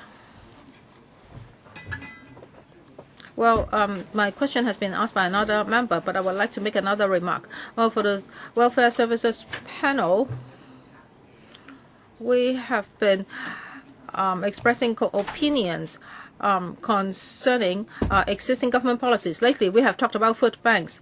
For the 110,000 people that are receiving benefits, are there actually more people that have such a need? We do not have the exact figures. We have to ask the government. So when the government looks at its policy of food bank, the government should look at the existing problems. Now there are needy people who are helped by NGOs. So when the WS panel talked about these issues, we can see a lot of problems like this. So in the future, will CCF send a representative to sit in on our meeting so that they know what's going on? Because lately we have been talking about district demarcation, and Wong Tai Sin district passed a motion, and Mr. Tam Chi-yin didn't know about it. So how can we have a better liaison? I have not talked to my colleagues yet. I originally wanted to ask about 23 and 24, but now these are the questions I want to raise. So I hope that the government can come up with something. Because the existing policy cannot solve a lot of problems. For the bureaus and departments which are sending representatives to attend the WS panel meetings, I think they are already members of the CCF. So I don't think the CCF Secretariat should send its representatives to the WS panel.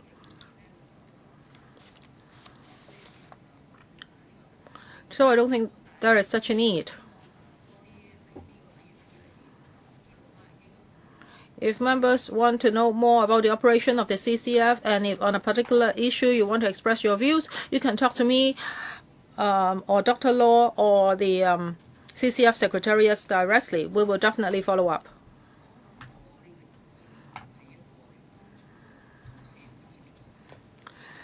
Chairman, just now the CS said that Dr. Law has chaired 2 public hearings. Well, we have public hearings here all the time. We hear a lot of views. So if Dr. Law, you really wants to listen to people's views, you should send people here because many issues are related to you. Dr. Law? Well, when we collect views, it's not just from the public hearings. We have a lot of communications with relevant organizations in our community, and I am in constant contact with them. So through a lot of channels, I can get this information, including our website and through other means. I think there is a change today because for paragraph 23 and 24, you say that the CCF will be reporting to this subcommittee. And of course, if our members think that there are certain issues that we want to discuss with you, I hope that the CS and the CCF will also come to attend our meeting. So this is very, very clearly stated this time. So please allow me to extend the meeting by 15 minutes until 10:45 because we still have 2 items on the agenda. Well, the government wants to submit this paper to the FC in June. So in principle, do we support that? Does anybody object to this? Anybody abstain?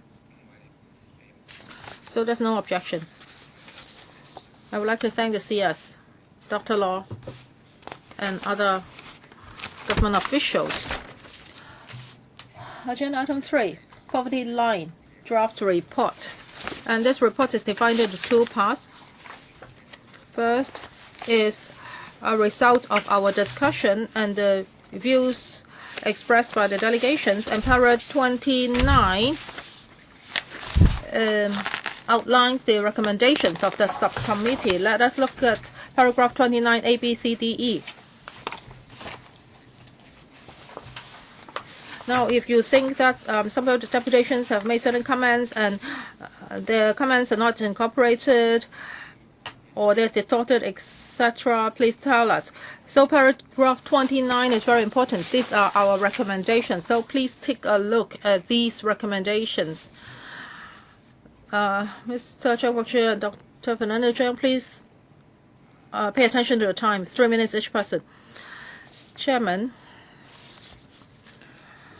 a clarification and a comment. 29C and D, I think they contradict each other. I think D should be deleted.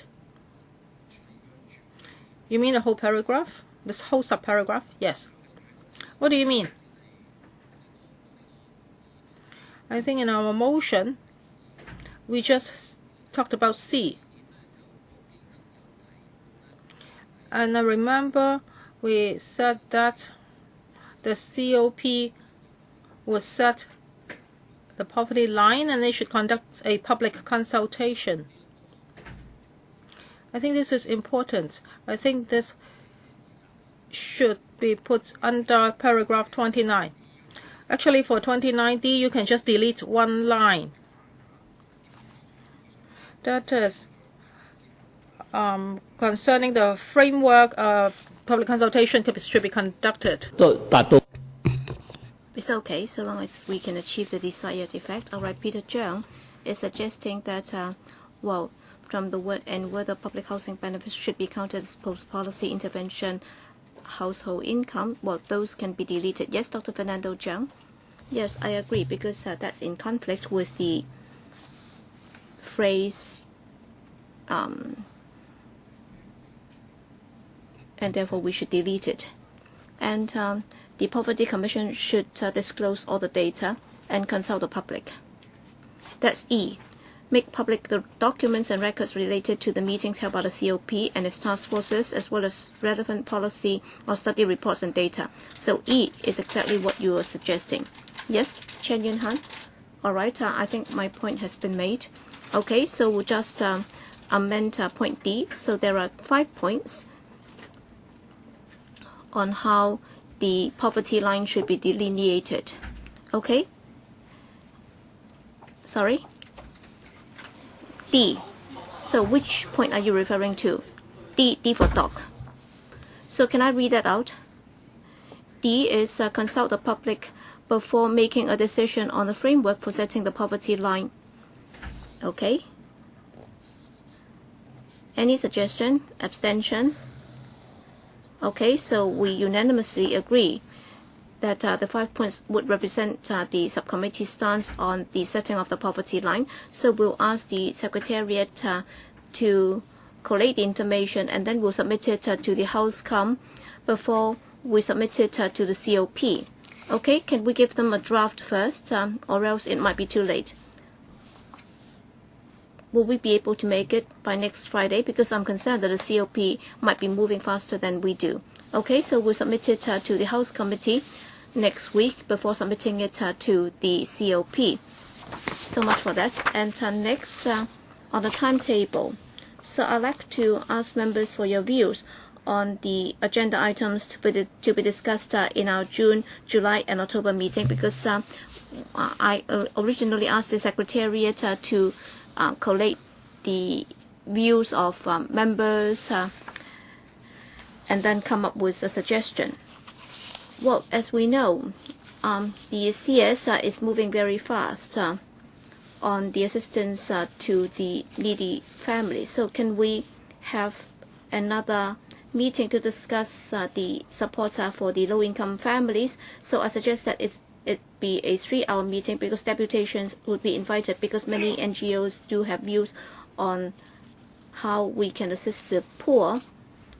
So can we do 2 things in one go? That is, we'll meet with the deputations, and then we'll talk to the administration about our views on how we can support the low-income families, because I suspect that the COP would like to approve certain documents so that the CE would do something concrete. So I suspect that they'll be working very fast. So can I suggest that we add another meeting before July, and then we can work out the details later? Chairman, if you're concerned that our report will have to be endorsed by the House all right, through you, Chairman, we can write to the COP setting out the 5 points, so that would constitute the substance of the letter, and that would be a lot faster. Yes, so it's like issuing a statement. Is that okay? So in the name of the chairman, we can write to the COP, so it's a letter, and then we'll tell them that it's the decision of the subcommittee. We'll draw their attention to that, and for the final report, we'll have the House Committee endorsing it before it's forwarded to the COP. All right. Also, under item 1, what's the conclusion? The conclusion is we'll visit Taiwan and Japan. That's what I gather from members. So the principle is that we should conduct a duty visit, and that was already agreed upon, and nobody challenged or queried that. Nobody asked that we should give it a fresh look. But then we will also have to decide on the scope of the visit because it can be very broad. So I'll ask the Secretariat to come up with a paper before we discuss it, or else we will have nothing to base on in our deliberation. But then for members suggesting that we should visit Japan and Taiwan, they have also set out their views. So I'll ask the Secretariat to prepare the paper first. But then at the same time, the Secretariat would also be looking at the itinerary for our visit to Taiwan and Japan. Ms. Chen Yun-han, sorry, I didn't have a chance to say it this morning. I think it's good to visit Taiwan and Japan because we don't have to travel that far, and their conditions would be closer to ours. And for Taiwan, I understand that in dealing with the working poor, when we face with poverty, very often it's because of the economic situation, and therefore they have a lot of measures to help them, in particular in Taiwan and Japan. And also for elders in Japan, all right, they are very well taken care of. And of course, in the past, they used to have the system, and the situation is also very good even now. And when there is an economic restructuring, how come many of these countries are able to help the elders? Because in Japan, well, they have already got a local community economy, and therefore in the most affluent cities, they also have a small local community economy. They have small stores and so on. All right, Japan has put it in place for several decades, and therefore there are a lot of things that we can learn from them. And therefore, I hope that you can also include this in the paper so that we can discuss that when the paper is ready. Yes, different members have made different suggestions, but then more would be focusing on the working poor and also the elders. I think these two places are remarkable, and there is a lot of room for them to make a living. Yes, I think most people are interested in these two, and therefore these will constitute the two main foci that we'll be looking at during our duty visit. All right, for Scandinavia, I'll not be joining, but then for Japan and Taiwan, I'll be prepared to join.